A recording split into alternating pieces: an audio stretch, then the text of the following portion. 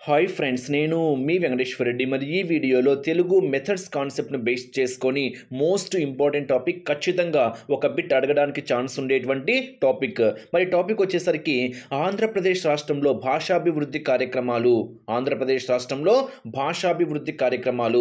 మరి ఈ టాపిక్ను బేస్ చేసుకొని ఎక్స్ప్లెనేషన్ ఇచ్చే ముందు ఒక చిన్న విషయము, ఇంకా ఎవరైనా మన ఛానల్ సబ్స్క్రైబ్ చేసుకుని వాళ్ళు సబ్స్క్రైబ్ చేసుకోగలరు. వీడియోకు చిన్న లైక్ ఇవ్వండి. మరి డిఎస్సి ఆస్పిరెంట్స్ ఎవరైనా మన ఫ్రీ వాట్సాప్ గ్రూప్లో జాయిన్ కావాలి అనుకుంటే ఈ వీడియోలో మీకు డిస్క్రిప్షన్లో ఫ్రీ వాట్సాప్ గ్రూప్ లింక్ ఇచ్చాను, జాయిన్ కాగలరు. మరి డిఎస్సి ఆస్పిరెంట్స్ని బేస్ చేసుకొని కంప్లీట్ క్లాసెస్ రెఫరెన్స్గా ఇస్తూ ఎగ్జామ్స్ కండక్ట్ చేస్తున్నాము. మరి మన ఎగ్జామ్స్ క్లాసెస్ ఫాలో కావాలి అనుకుంటే స్క్రీన్ మీద కనిపించేటువంటి నా నెంబర్కి కాల్ మెసేజ్ చేయగలరు. ఓకే ఫ్రెండ్స్, మరి లేట్ చేయకుండా కంటెంట్లోకి వెళ్దాం. సబ్స్క్రైబ్ చేయడం మాత్రము మర్చిపోవద్దు. మరి కంటెంట్లోకి వెళ్తే ఫస్ట్ బేసిక్ కాన్సెప్ట్ చూస్తే రాష్ట్రంలో భాషాభివృద్ధి కార్యక్రమాలు. ఫస్ట్ బేసిక్స్ చూద్దాము, తర్వాత కంటెంట్లోకి వెళ్దాము. ఈ బేసిక్లోనే మీకు 2018-19 టెట్కమ్ టీఆర్టీలో ఒక బిట్ అడిగాడు ఫ్రెండ్స్. ఏంటి అంటే సర్వశిక్ష అభియాన్ ముఖ్య లక్ష్యాన్ని గుర్తించండి అని ఇచ్చాడు. ఈ క్రింది వాణిలో Sarva Shiksha Abhiyan, SSA stands for Sarva Shiksha Abhiyan. Sarva Shiksha Abhiyan ముఖ్య లక్ష్యం ఏంటి అని ఇచ్చేసి ఆప్షన్స్లో నాణ్యమైన విద్యను అందించడం కోసము అని ఇచ్చాడు. సో ఇది ప్రీవియస్ 2018-19 అడిగినటువంటి బిట్ అనమాట బేసిక్లోనే. మరి ఫస్ట్ కాన్సెప్ట్ అబ్జర్వ్ చేస్తే 6 నుండి 14 సంవత్సరంల లోపు బాలబాలికలందరికీ నిర్బంధ ఉచిత విద్యను అందించాలని తెలిపే రాజ్యాంగ అధికరణం ఏంటి అంటే 21A. చాలా ఇంపార్టెంట్. ఇదే క్వశ్చన్ మీరు ఒక్కసారి చెప్తున్నా ఫ్రెండ్స్, ఏదైనా మీరు కాంపిటేటివ్ ఎగ్జామ్స్కి ప్రిపేర్ అవుతున్నప్పుడు డైరెక్ట్గానే చదవద్దు. క్వశ్చన్ ఎలా ఇచ్చినా మీరు ఆన్సర్ చేసే విధంగా ఉండాలి. ఫర్ ఎగ్జాంపుల్, రాజ్యాంగ అధికరణ 21A అండ్ 21A ప్రకారము బాలబాలికలందరికీ ఏ వయసు వారికి నిర్బంధ ఉచిత విద్యను అందించాలని తెలుపుతుంది. మరి ఏ వయసు వారికి అంటే 6 నుండి 14 సంవత్సరముల లోపు. ఓకేనా? ఇదే క్వశ్చన్ ఇంకో విధంగా అడుగుతాడు. రాజ్యాంగ అధికరణం 21A ఈ క్రింది వన్లో దేన్ని తెలియజేస్తుంది అంటాడు. దేన్ని తెలియజేస్తుంది అని 6 నుండి 14 సంవత్సరం లోపు బాలికలకు మాత్రమే ఉచిత విద్య అంటాడు. బాలికలకు మాత్రమే ఉచిత విద్య, బాలురకు మాత్రమే ఉచిత విద్య, బాలబాలికలందరికీ నిర్బంధ ఉచిత విద్య, ఎస్సీ ఎస్టీ బాలబాలికలకు మాత్రమే ఉచిత నిర్బంధ విద్య అంటాడు. సో ఆన్సర్ ఏమవుతుంది? బాలబాలికలందరికీ నిర్బంధ విద్య. సో ఎగ్జామ్ పాయింట్ ఆఫ్ వ్యూలో ఎలా అడిగినా మీరు ఆన్సర్ చేసే విధంగా ఉండాలి అంటే ఆ పాయింట్ మీరు క్షుణ్ణంగా అబ్జర్వ్ చేయాలి. అంటే ఇక్కడ సపరేట్గా బాలురకు, సపరేట్గా బాలికలకు కాదు, బాలబాలికలందరికీ. ఏ సంవత్సరం వారికి? 6 నుండి 14 సంవత్సరంలో వారికి. రాజ్యాంగ అధికరణం ఏంటి? 21A అనేది మీరు ఇక్కడ హైలైట్ చేసుకోవాలి. నెక్స్ట్, గుణాత్మక విద్యను, నాణ్యమైన విద్యను అందించడం కోసము కృషి చేస్తున్నటువంటి పథకాలు మనకు ఎస్ఎస్ఏ, అపెప్, డిపెప్. ఇవన్నీ మీకు విద్యా దృక్పథాల్లో వీటి యొక్క అబ్రివేషన్స్ కూడా చాలా స్పష్టంగా చెప్పింటాము. అంటే ఇక్కడ లాస్ట్ ప్రీవియస్ క్వశ్చన్ పేపర్ ఇప్పుడే చెప్పాను కదా, సర్వశిక్ష అభియాన్ లక్ష్యం ఏంటి అంటేనే నాణ్యమైన విద్యను అందించడం కోసము,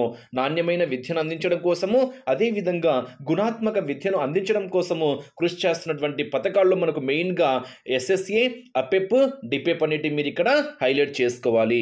నెక్స్ట్, భాష సృష్టించిన వాతావరణంలోనే శిశువు జీవిస్తాడు, వికసిస్తాడు అని నిర్వచించిన వారు ఎవరు అంటే ప్రొఫెసర్ కృష్ణకుమార్. అంటే ప్రొఫెసర్ కృష్ణకుమార్ ఏమని తెలియజేశాడు అంటే భాష సృష్టించిన వాతావరణంలోనే శిశువు జీవిస్తాడు, వికసిస్తాడు అని చెప్పడం జరిగిందనమాట. నెక్స్ట్, మాటల సముద్రంలో నిలిపేవి పఠనం, లేఖనం అని వ్యక్తపరిచిన వారు ఎవరు అంటే జేమ్స్ బ్రిటన్. హైలైట్ చేసుకోవాలి. మాటల సముద్రంలో నిలిపేవి పఠనం, లేఖనం అని వ్యక్తం చేసిన వారు ఎవరు అంటే జేమ్స్ బ్రిటన్ అనేది మీరు ఇక్కడ హైలైట్ చేసుకోవాలి. అంటే ఇక్కడ 2 ఇంపార్టెంట్ పాయింట్స్ ఉన్నాయి చూడండి. ఏంటి?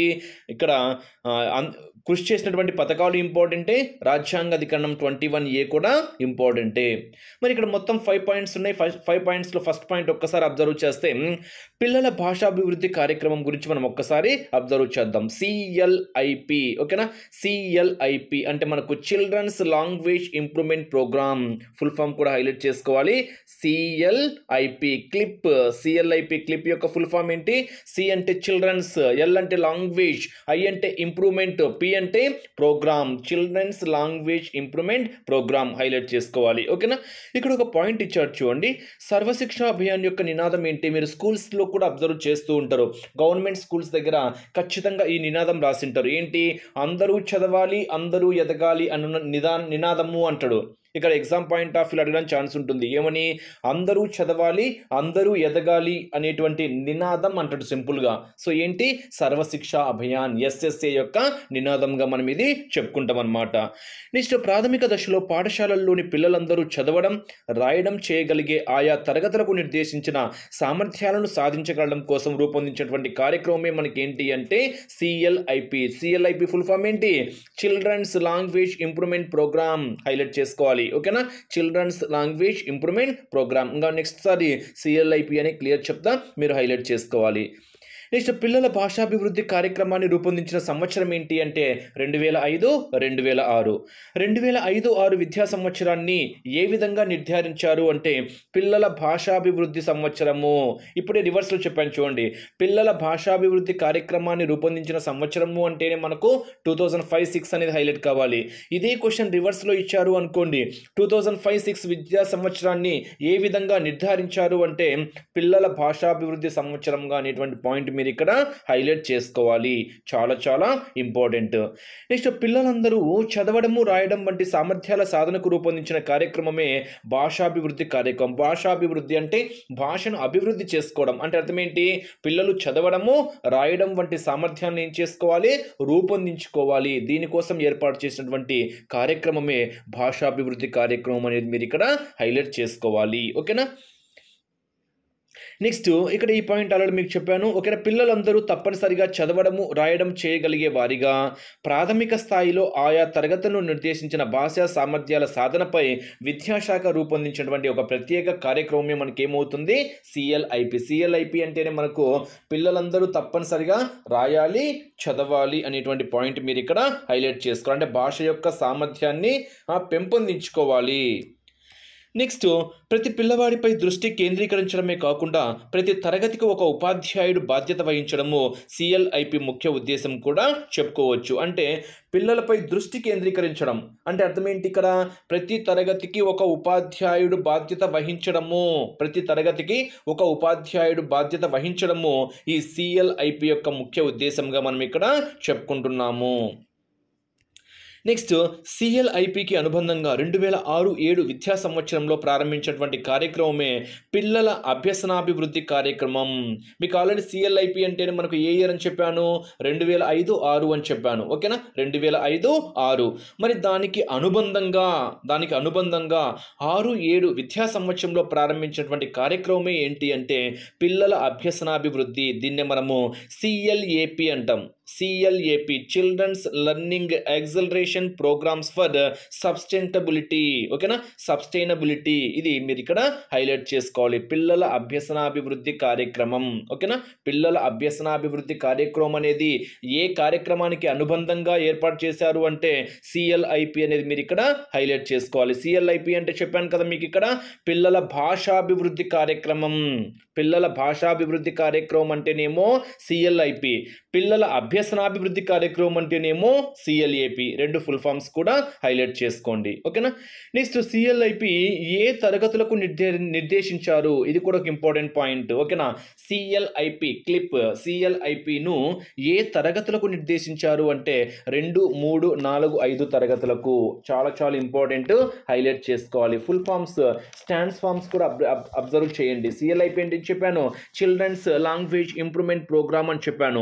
మరి ఆ చిల్డ్రన్స్ లాంగ్వేజ్ ఇంప్రూవ్మెంట్ ప్రోగ్రామ్ను ఏ తరగతులకు నిర్దేశించారు? పిల్లల భాషాభివృద్ధి కార్యక్రమము అంటేనే మనకు 2005-06 అనేది నోటెడ్ కావాలి.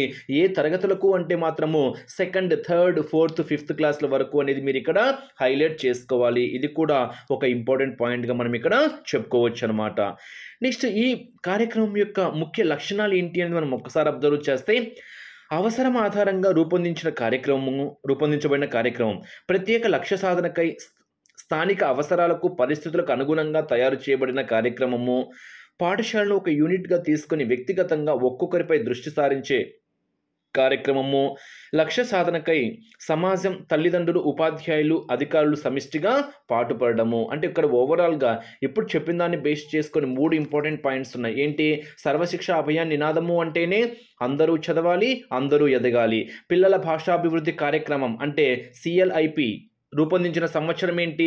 2005, 2006 అనేది హైలైట్ చేసుకోవాలి. పిల్లలందరూ చదవడం, రాయడం వంటి సామర్థ్యాల సాధనకు రూపొందించిన కార్యక్రమం ఏంటి? CLIP భాషాభివృద్ధి కార్యక్రమం అనేది హైలైట్ చేసుకోవాలి. మరి దీనికి అనుగుణంగా ఏర్పడినటువంటి కార్యక్రమమే ఏంటి? పిల్లల అభ్యసనాభివృద్ధి కార్యక్రమం. మరి CLIP ఏ తరగతుల వారికి నిర్దేశించారు? 2, 3, 4, 5 తరగతులకు అనేది మీరు ఇక్కడ హైలైట్ చేసుకోవాలి. నెక్స్ట్ నిర్వహణ ఏంటి అనేది మనం ఒక్కసారి అబ్జర్వ్ చేస్తే CLIP నిర్వహణకు జూలై నెలలో ప్రారంభ స్థాయి మూల్యాంకనం అయితే చేయాలి. చదవడము కృత్య నిర్వహణకు బోధించిన పాఠాన్ని గొనగకుండా తప్పులు లేకుండా చదవమనాలి. రాయడము కృత్య నిర్వహణకు 20 పదాలను యుక్తలేఖనంగా ఇవ్వాలి. వీటిలో 15 పదాలు బోధించిన పాఠాలలోనివి, 5 పదాలు పాఠ్యేతర అంటే ఇతర పదాలు ఉండాలి. వీటిలో కూడా 5 గుణింత పదాలు, 5 ద్విత్వాక్షర పదాలు, 5 సంయుక్తాక్షర పదాలు ఉండాలి. అంటే ఇక్కడ ఏంటి అంటే చదవడం పరంగా అయితేనేమో ఏదైతే బోధించారో ఆ పాఠాన్ని గొనగకుండా తప్పులు లేకుండా చదవాలి అని చెప్పాము. రాయడం అయితేనేమో 20 పదాలు ఇవ్వాలి. ఆ 20 పదాలలో బోధించిన దాన్ని బేస్ చేసుకొని 15 పదాలు, ఇతర వాటి నుంచి 5 ఇవ్వాలని చెప్పారు. మరి ఆ 15లో కూడా గుణింత పదాలు 5, ద్విత్వాక్షర పదాలు 5 సంయుక్తాక్షర పదాలు ఉండాలి అని ఇక్కడ తెలియచేయడం అయితే జరిగింది. నెక్స్ట్ 2, 3, 4, 5 తరగతుల్లో మొత్తం పిల్లల్లో ఎంతమంది చదవడము, రాయడము చేయగలుగుతారో వారి ఆధారంగా పాఠశాలకైతే గ్రేడింగ్ అయితే ఇవ్వాలి. మొత్తం మీద చదవడము, రాయడం చేయగల పిల్లల పరంగా 80% పైన ఉన్నారనుకోండి, ఆ పాఠశాలకు ఏ గ్రేడింగ్. 60 to 79 మధ్యలో ఉన్నారు అనుకోండి, ఆ పాఠశాలకు 60 to 79 వరకు ఆ పాఠశాలకు B గ్రేడు. నెక్స్ట్ 50 to 59 ఉన్నారు అనుకోండి, ఆ పాఠశాలకు C గ్రేడు. 49% కన్నా తక్కువ ఉన్నారు అనుకోండి, ఆ పాఠశాలకు D గ్రేడ్ ఇవ్వాలని నిర్ణయించడం అయితే జరిగింది. నెక్స్ట్ 1వ తరగతికి రెగ్యులర్ ఉపాధ్యాయుడే బోధించాలి, బాధ్యత తీసుకోవాలి. ఓకేనా? 1వ తరగతికి అయితేనేమో రెగ్యులర్ ఉపాధ్యాయులు ఎవరైతే ఉన్నారో వారే బోధించాలి, వారే బాధ్యత కూడా తీసుకోవాలి. ప్రతిరోజు మొదటి 2 పీరియడ్లు భాషా బోధనకు, అభ్యసనానికి కేటాయించాలి. మధ్యాహ్నం 1 పీరియడ్ మాత్రము భాషా క్రీడలు చేయించాలి. నవంబర్ నెల వరకు తప్పనిసరిగా చదవడము, రాయడం చేయించాలి. మార్చి చివరి నాటికి తరగతి వారే సామర్థ్యాలు సాధించాలి. ఇవి మనకు కొన్ని ముఖ్యమైనటువంటి పాయింట్స్గా మనం ఇక్కడ చెప్తున్నాం అన్నమాట. నెక్స్ట్ CLIPని బేస్ చేసుకుని ఒక ఇంపార్టెంట్ పాయింట్ కూడా ఉంది, మీకు క్లియర్గా చెప్తా. ఇక్కడ పర్యవేక్షించాల్సినటువంటి అంశాలను బేస్ చేసుకొని ఒక్కసారి అబ్జర్వ్ చేస్తే ఇవి మీరే అబ్జర్వ్ చేయాలి, ఈజీ పాయింట్స్ కాబట్టి. నెక్స్ట్ బృందాల పరంగా మనం అబ్జర్వ్ చేశామనుకోండి, పాఠశాల స్థాయిలో ఎవరు పర్యవేక్షిస్తారు అంటే స్కూలు ప్రధానోపాధ్యాయుడు HM పర్యవేక్షిస్తాడు. స్కూల్ కాంప్లెక్స్ స్థాయిలో అయితే స్కూల్ కాంప్లెక్స్ ప్రధానోపాధ్యాయుడు. మండల స్థాయి అయితేనేమో MEO లేదా MRP. జిల్లా స్థాయిలో అయితేనేమో deputy educational officer, mandal educational officer abbreviations పరంగా. ఓకేనా? జిల్లా స్థాయిలో అయితేనేమో DEO or DYEO or APC AMO DIET staff. Next రాష్ట్ర స్థాయి పరంగా అయితేనేమో SPO staff or academic support group అనేది ఇక్కడ పర్యవేక్షణ బృందాలుగా మనం ఇక్కడ చెప్పుకోవచ్చు అనమాట. నెక్స్ట్ ప్రత్యేక కార్యక్రమాలు. ఇక్కడ ఒక ఇంపార్టెంట్ బిట్ ఉంది ఫ్రెండ్స్, ఇక్కడే ఎగ్జామ్ పాయింట్ ఆఫ్ వ్యూలో బిట్ అడగడానికి ఛాన్స్ అయితే ఉంటుంది. ఈ కాన్సెప్ట్ పరంగా ఇక్కడ ఒక బిట్ అడగడానికి ఛాన్స్ అయితే ఉంటుంది.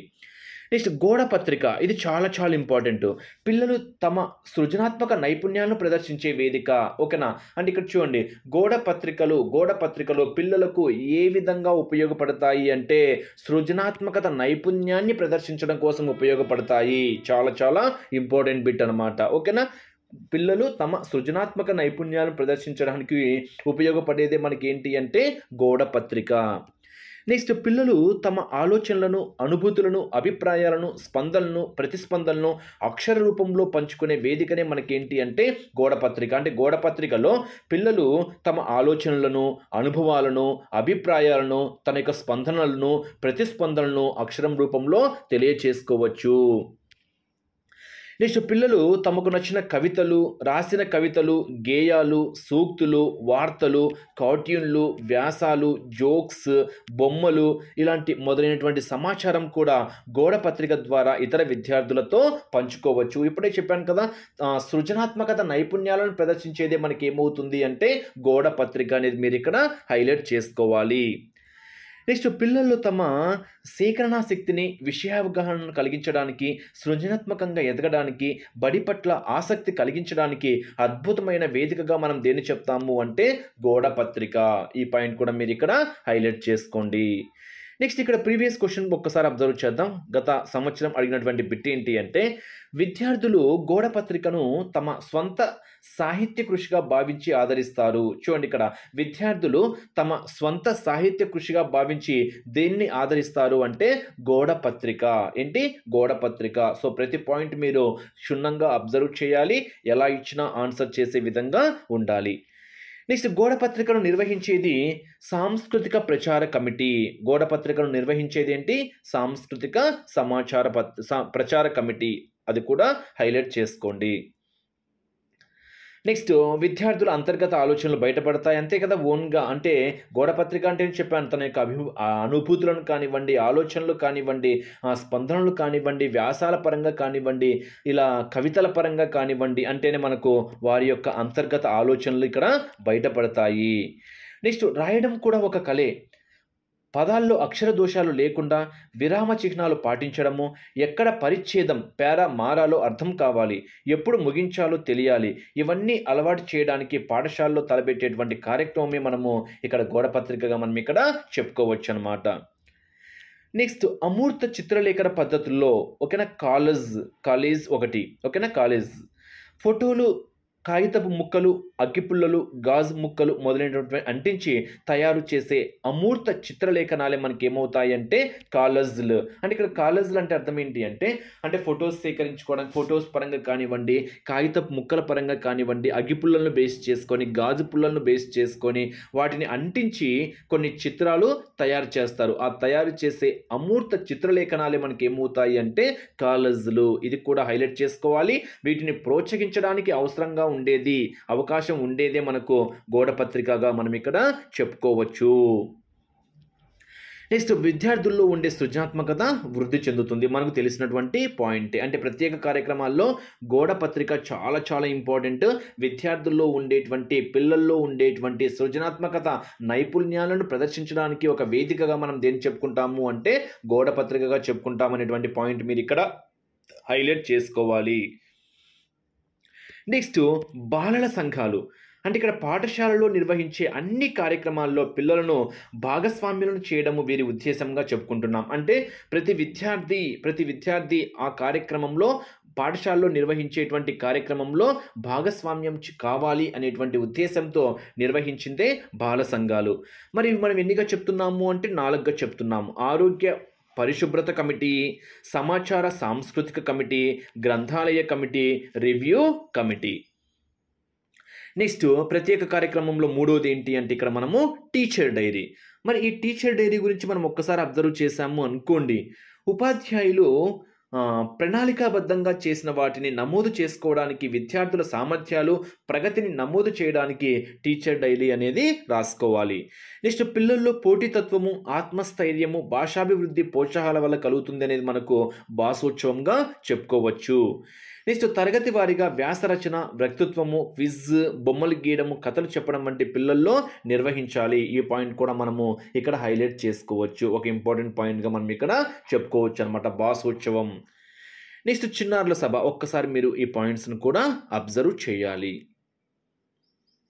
పఠనోత్సవం కూడా మీరు ఒక్కసారి అబ్జర్వ్ చేయాలి. అంటే పిల్లల స్థాయిని అనుసరించి గ్రంథాలయ పుస్తకాలు చదివించాలి, చదివిన పుస్తకంలోని విషయాన్ని గుర్తించి మాట్లాడించాలి, వార్తాపత్రికలు, కథలు, పుస్తకాలు చదివించాలి, పోటీలు కూడా నిర్వహించాలి. ఆ పాయింట్ యొక్క ముఖ్య ఉద్దేశంగా మనం ఇక్కడ చెప్పుకోవచ్చు అన్నమాట. నెక్స్ట్ ఇంకొక కార్యక్రమం గురించి మనం అబ్జర్వ్ చేస్తే LEP learning enhancement programme. LEP full form ఏంటి? Learning enhancement programme. ఇందాక ఒక ఫుల్ ఫామ్ వచ్చింది ఏంటి? CLIP, children's language improvement programme. ఓకేనా. నెక్స్ట్ ఇంకొక అబ్రివేషన్ వచ్చింది ఏంటి? CLAP. ఎస్ అంటే children's learning acceleration programme for sustainability అనే ఒక అబ్రివేషన్ వచ్చింది. Next LEP, learning enhancement programme. ఓకేనా. ఇవి కూడా మీరు అబ్రివేషన్స్ కూడా హైలైట్ చేసుకోవాలి. నెక్స్ట్ ఇక్కడ ఒక్కసారి అబ్జర్వ్ చేస్తే అభ్యసనాభివృద్ధి కార్యక్రమం దీర్ఘకాలిక ప్రయోజనాలను ఆశించి సమగ్రంగా రూపొందించి అమలుపరిచే కార్యక్రమం.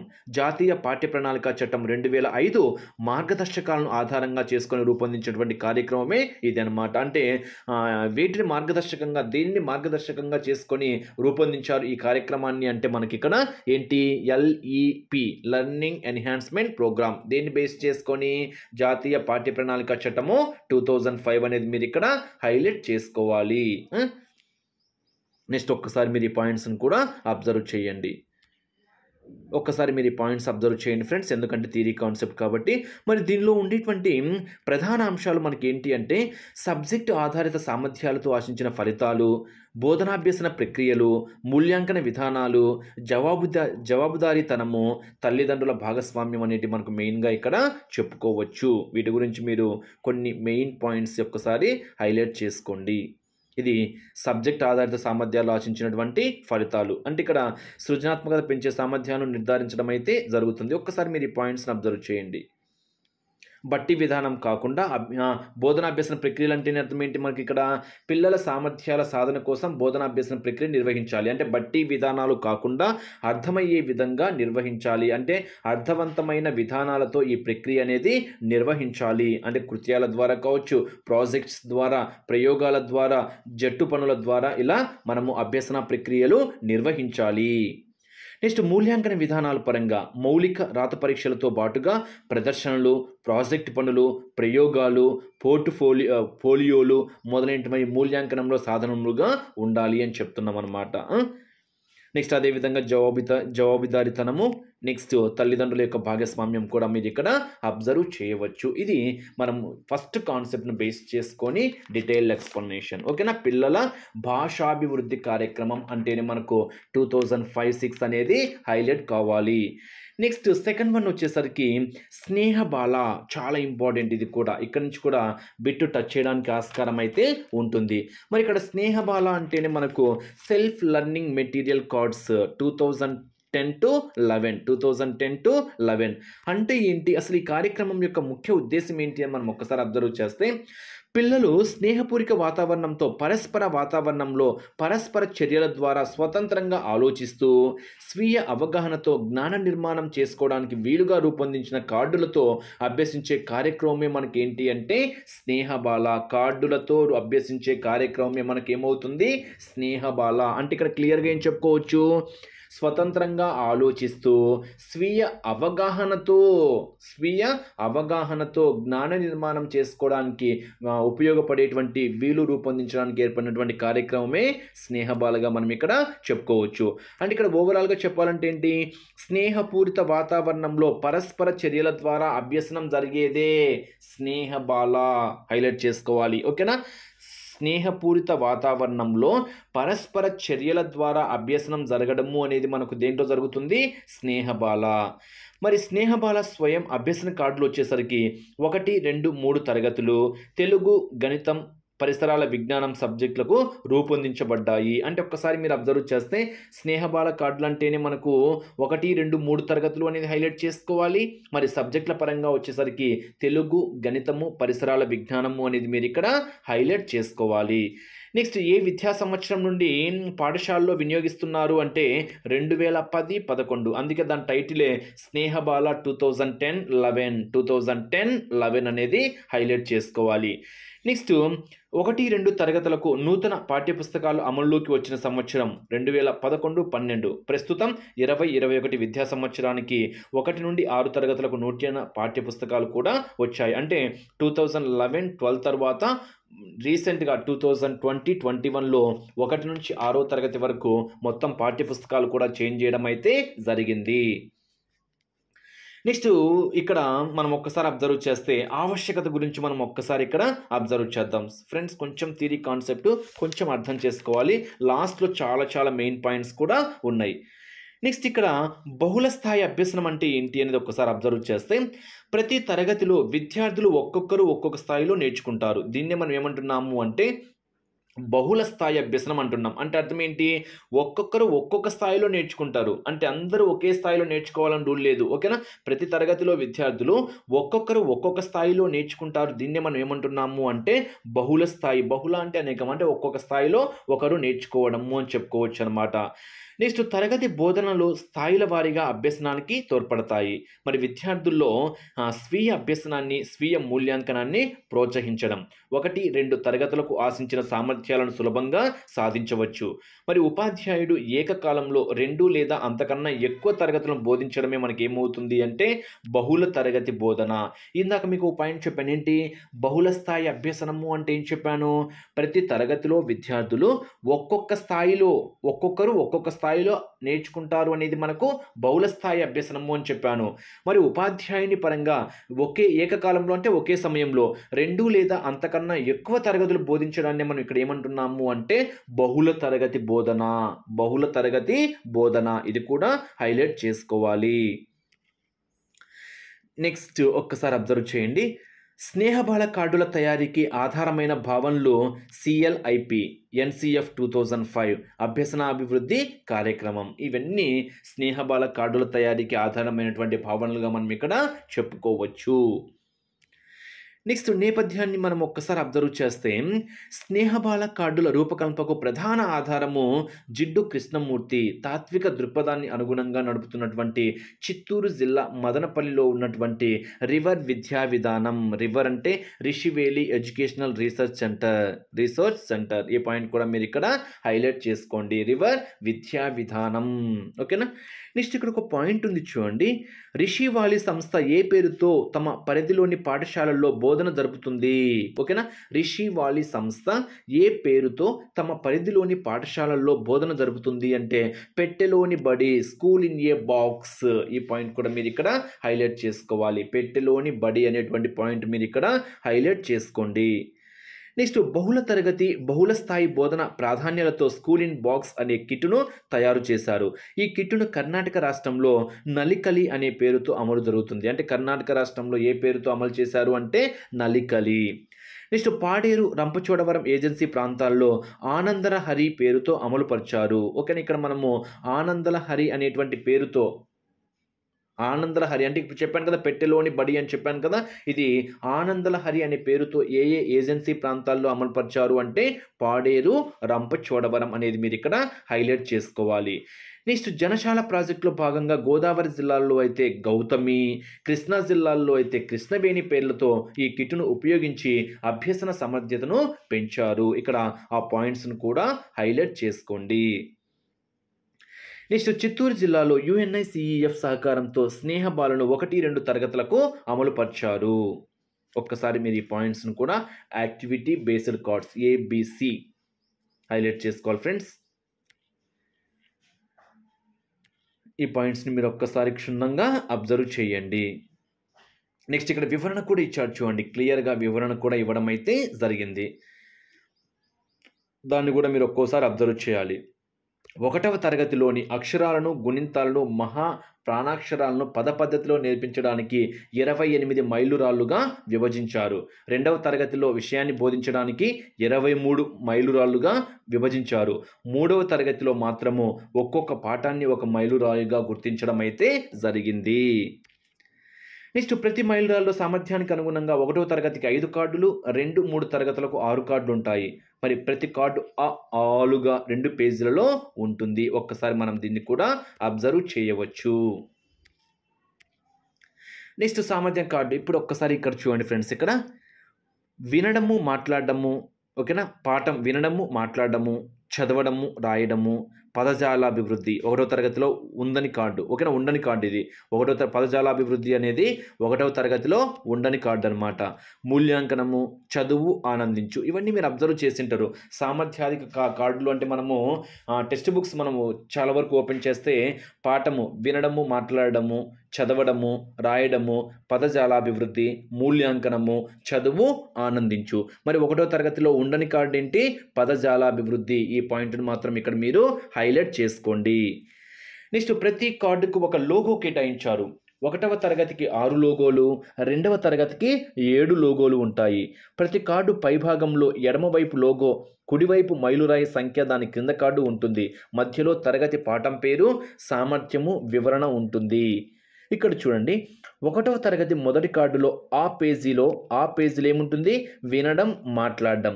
దాని వెనుక ఆ పేజీలో పాఠం కార్డు ఉంటాయనేటువంటి పాయింట్ కూడా మీరు ఇక్కడ హైలైట్ చేసుకోవాలి. మరి రెండవ తరగతిలో మొదటి కార్డు ఆ పేజీలో పాఠం, దాని వెనుక ఆ పేజీలో వినడము, మాట్లాడడము ఉంటాయి. ఒక్కసారి మీరు అబ్జర్వ్ చేయాలి.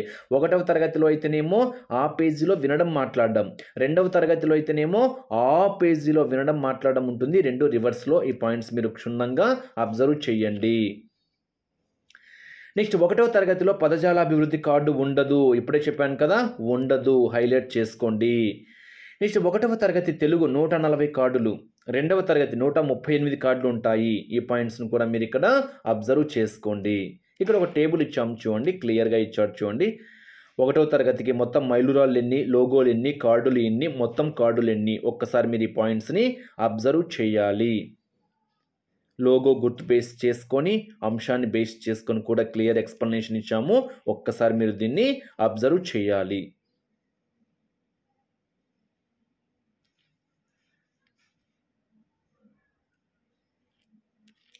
నెక్స్ట్, మూడవది వచ్చేసరికి బాల సాహిత్యం, వాన చినుకులు, కథావాచకాలు. ఈ వాన చినుకులను బేస్ చేసుకొని పోయినసారి చాలా బిట్స్ ఎక్కువగా టచ్ చేశాడు ఫ్రెండ్స్. ఇక్కడ దీన్ని బేస్ చేసుకొని ఎక్కువగా బిట్స్ టచ్ చేయడానికి ఆస్కారం కూడా ఉంది. ఎగ్జామ్లో బిట్స్ కూడా టచ్ చేశారు. ఇక్కడ చూడండి, 1940లో మేడిచెర్ల ఆంజనేయమూర్తి బాలకేసరి అనే మాసపత్రికను మొట్టమొదటిసారిగా ప్రారంభించారు. ప్రొఫెసర్ కృష్ణకుమార్ 10 కథల పుస్తకాలు చదివిన తరువాత 11వ పుస్తకంగా పాఠ్యపుస్తకం ఉండాలి అని చెప్పింది ఎవరు? ప్రొఫెసర్ కృష్ణకుమార్. ఇక్కడ పిల్లల్లో పుస్తక పఠనంపై అభిరుచిని కలుగచేసి వారిని స్వతంత్ర పాఠకులుగా, జ్ఞాన నిర్మాణ దక్షులుగా తయారు చేయడము బాల సాహిత్యం యొక్క ముఖ్య ఉద్దేశంగా చెప్పుకోవచ్చు. హైలైట్ చేసుకోవాలి. పిల్లల్లో పుస్తక పఠనంపై అభివృద్ధిని కలుగచేసి వారిని స్వతంత్ర పాఠకులుగా, జ్ఞాన నిర్మాణ దక్షులుగా తయారు చేయడము దేని యొక్క ముఖ్య ఉద్దేశంగా చెప్తున్నాము అంటే బాల సాహిత్యము. దీన్ని బేస్ చేసుకొని పోయినసారి బిట్ ఎలా అడిగాడు అంటే మనం ఒకసారి అబ్జర్వ్ చేస్తే ఇక్కడ చూడండి, పిల్లలకు వినోద విజ్ఞానాన్ని పంచేదే అని అడిగాడు ఫ్రెండ్స్. పోయినసారి ప్రీవియస్ క్వశ్చన్ పేపరు 2018-19 పరంగా పిల్లలకు వినోద విజ్ఞానాన్ని పంచేదే మనకి ఏంటి అంటే బాల సాహిత్యం. హైలైట్ చేసుకోవాలి. చాలా చాలా ఇంపార్టెంట్ బిట్. అంటే ఎగ్జామ్లో పోయినసారి అడిగారు అంటే ఈసారి అడుగుతారు అని కాదు, బట్ ఇది ఒక ఇంపార్టెంట్ పాయింట్. ఓకేనా? పిల్లలకు వినోద విజ్ఞానాలను పంచేదే మనకి ఏమవుతుంది? బాల సాహిత్యం. మోస్ట్ ఇంపార్టెంట్ పాయింట్గా మనం ఇక్కడ చెప్పుకోవచ్చు అనమాట. నెక్స్ట్, కథావాచకాల పరంగా మనం ఒక్కసారి అబ్జర్వ్ చేస్తే సులభమైన భాషలో సరళ పదాలతో, బొమ్మలతో ఆకర్షణీయంగా తయారు చేసేదే మనకేమవుతుంది? కథావాచకాలు. ఓకేనా? సులభమైనటువంటి భాషలో సరళ పదాలతో, అంటే భాష సులభంగా ఉండాలి, పదాలు కూడా చాలా సరళంగా ఉండాలి, బొమ్మలతో ఆకర్షణీయంగా ఉండాలి. అదే మనకేమవుతుంది అంటే కథావాచకాలు. హైలైట్ చేసుకోవాలి. చాలా చాలా ఇంపార్టెంట్. నెక్స్ట్, పిల్లలలో పఠనాసక్తిని కలిగించడమే కాకుండా మానవతా విలువలు పెంపొందించే ఇతివృత్తాలను రూపొందించేవి మనకేమవుతాయి అంటే కథావాచకాలు. ఎగ్జామ్ పాయింట్ ఆఫ్ వ్యూ అడుగుతాడు. పిల్లల్లో ఇతివృత్తాలను రూపొందించేవి, మానవతా విలువలను పెంపొందించేవి, మానవతా విలువలను పెంపొందించి ఇతివృత్తాలతో రూపొందించేటివి మనకేమవుతాయి అంటే కథావాచకాలు అనేటువంటి పాయింట్ మీరు ఇక్కడ హైలైట్ చేసుకోవాలి. చాలా చాలా ఇంపార్టెంట్ పాయింట్గా మనం దాన్ని చెప్పుకోవచ్చు అనమాట. కథ మొదటి పేజీలో కథ ఉంటుంది. ఒక్కొక్క కథావాచకంలో 2-3 కథలు ఉంటాయి అనేటువంటి పాయింట్. ఓవరాల్గా ఇక్కడ సులభమైన భాషలో సరళ పదాలతో, బొమ్మలతో ఆకర్షణీయంగా తయారు చేసేటివి ఏమవుతాయి? కథావాచకాలు అవుతాయి అనేటువంటి పాయింట్ మీరు ఇక్కడ హైలైట్ చేసుకోండి. పిల్లలకు వినోద విజ్ఞానాలను పంచేటివి మనకేమవుతాయి? బాల సాహిత్యం అవుతుంది అనేది మీరు ఇక్కడ హైలైట్ చేసుకోండి. నెక్స్ట్, ఇది పోయినసారి లాస్ట్ ఇయర్ అడిగినటువంటి బిట్. ఎన్సీఈఆర్టీ ఓకేనా ఏ పేరుతో పఠన ప్రారంభ సామాగ్రిని పాఠశాలకు పంపింది? చాలా చాలా ఇంపార్టెంట్. ఓకేనా? ఎన్సీఈఆర్టీ ఏ పేరుతో పఠన ప్రారంభ సామాగ్రిని పాఠశాలకు పంపింది అంటే వాన చినుకులు. ఏ పేరుతో ఫ్రెండ్స్? వాన చినుకులు. ఒక ఇంపార్టెంట్ పాయింట్గా మనం ఇక్కడ చెప్పుకోవచ్చు అన్నమాట. నెక్స్ట్ స్థాయిని బట్టి వర్గీకరించినవి కథావాచకాలే మనకేమవుతాయి, స్థాయిని బట్టి వర్గీకరించిన కథావాచకాలే మనకేంటి అంటే వాన చినుకులు. ఓకేనా, స్థాయిని బట్టి వాటిని ఏం చేశారు, వర్గీకరించినటువంటి కథావాచకాలే మనం ఇక్కడ వాన చినుకులుగా చెప్తున్నాం అన్నమాట. ఒక్కసారి మీరు ఈ పాయింట్స్ కూడా హైలైట్ చేసుకోవాలి.